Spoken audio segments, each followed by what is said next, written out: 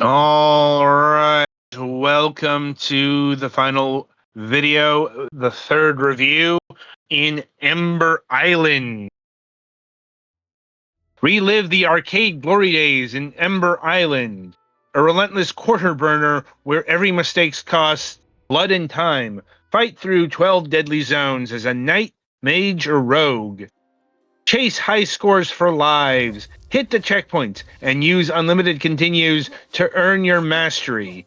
Play the demo now, which is what we got on screen. The job is simple. Hunt the corruption, keep the treasure. You're a mercenary on a deadline. The shadowy contracts pay well. The loot on Ember Island is yours to keep, if you can survive the trip. Every gem and gold coin you snag is a step towards the ultimate bounty, but this island doesn't give up its riches without a fight. Mastery is the only way out.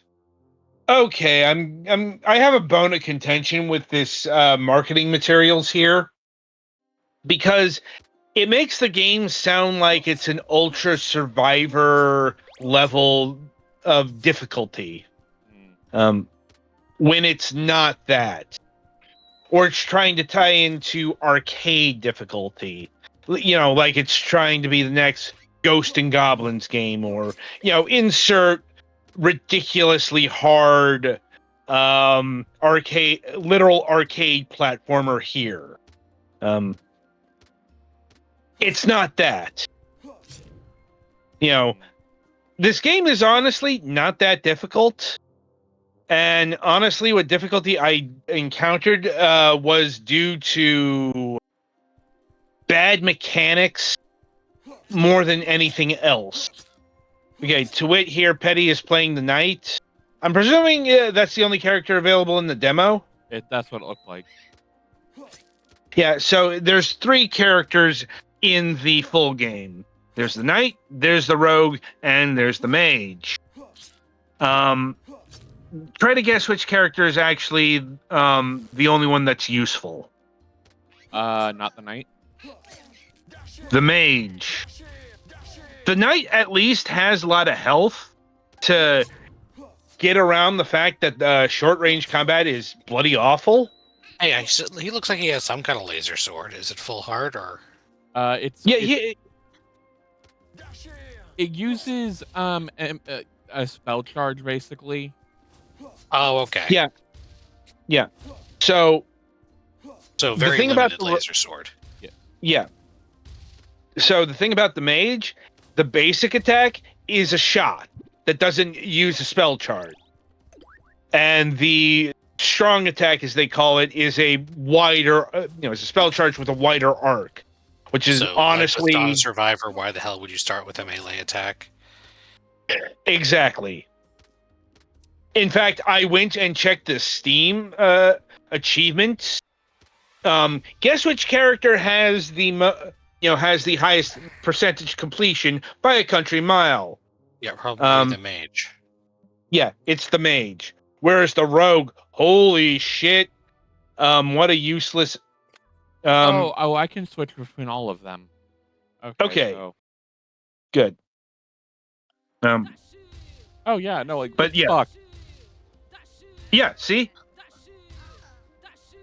Like, look how useful that is in comparison to... At least in Mega Man, when they give you a character you can play as that has a sword, A, the sword has decent range, and B, is way more powerful. Also, Zero's a little more agile. Yeah. Yeah, the only drawback of using the mage is... it starts out with 2 health bars. Yes, on one hand, you die if you get hit a fewer number of times. On the other hand, it's much easier to not get hit when you could attack people from half a screen away instead of having to rub your face on them. Yeah. Yes. And as I was... Yeah. And I was trying to say here, the rogue is the worst of all, because the rogue has no ranged attack. It's all melee all the time. Just the heavy attack there is faster. The rogue is the fast one. Though I will admit that is some old school design there, because not even like the actual D&D games from the era could get thieves right. There wasn't a lot of opportunity or memory Most of the space. stuff that rogues are good at is stuff that's harder to do digitally. Yeah. At least back then. These days rogues are a lot more useful. But the point being is, the mage is the useful one here.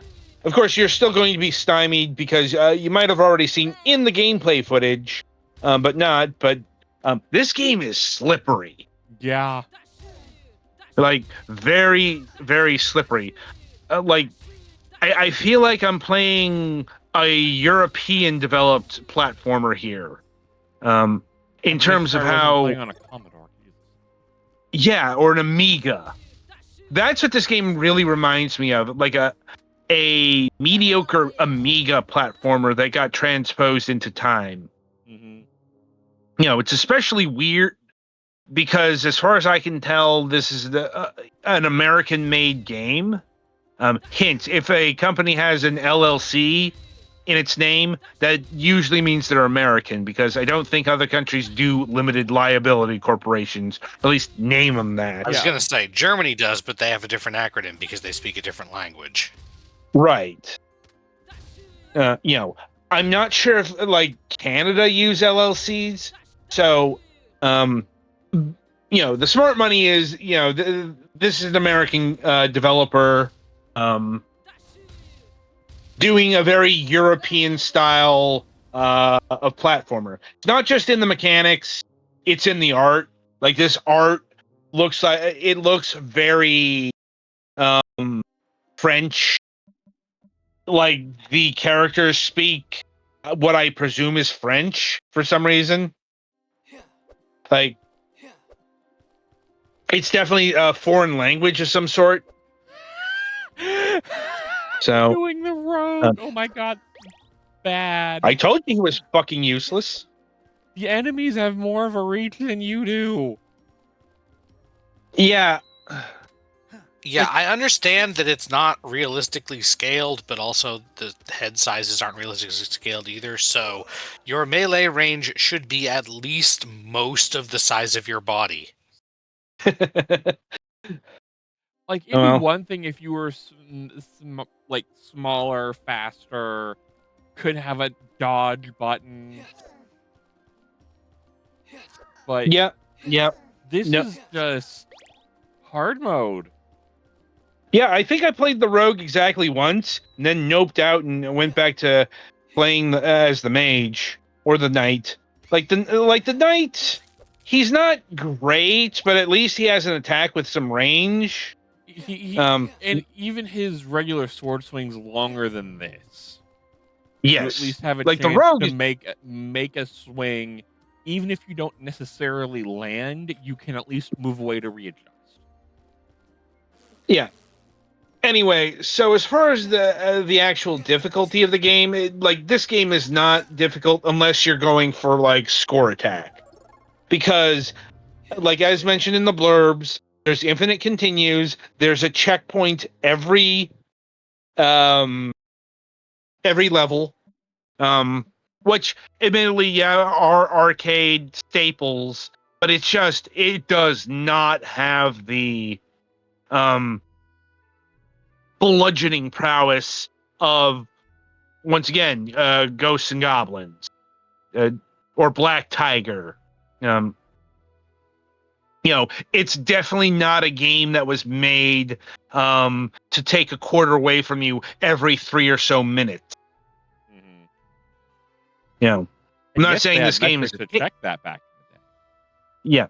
I'm not saying this game is a cakewalk exactly, but I'm saying is, as far as the extreme difficulty that's reminiscent of the arcades, just no. No, it's not that. Like, I almost call it false advertising here, or certainly misleading. Yeah, that's probably more apt. Yeah. And outside of that, it's a pretty standard platforming affair. Like, the level design isn't too interesting. A lot of The enemies memorization are, on this one. yeah, like, it does get more advanced as you go through. Like, the next level's a volcano level. That's more difficult. Like a few levels in, like, it starts introducing verticality in greater measure. Um, you know, Once again, it's a very competent game that has some pronounced design flaws. Mm-hmm. Because like the thing that really gets me is like the ranged melee imbalanced. That really shouldn't exist. That is legitimately bad game design. It's not game, but it's definitely affecting the way people play this game. Like, it's in there in the actual stats. Oof. Compounding that is the price. This game is being retailed for $15. Oh, On the God. one hand, I get it. Like, it's got very lush production values. Like, it's got very good artwork, sprite work, and it's even got voice acting in it. Mm. It's just, I don't think the gameplay backs up that price or the length. I think $10 would have been the optimal pricing here. Mm-hmm. And yeah, that's about all I got. Anything further from you guys? Not really. I think I'm good. All right. So yeah, that'll about do it for Ember Island. So yeah, coming up on the week ahead. Right. So coming up on Wednesday, May 27th, we'll be having Jonathan of Soul Fuel Games. That's Soul Fuel Games. SOULFUEL.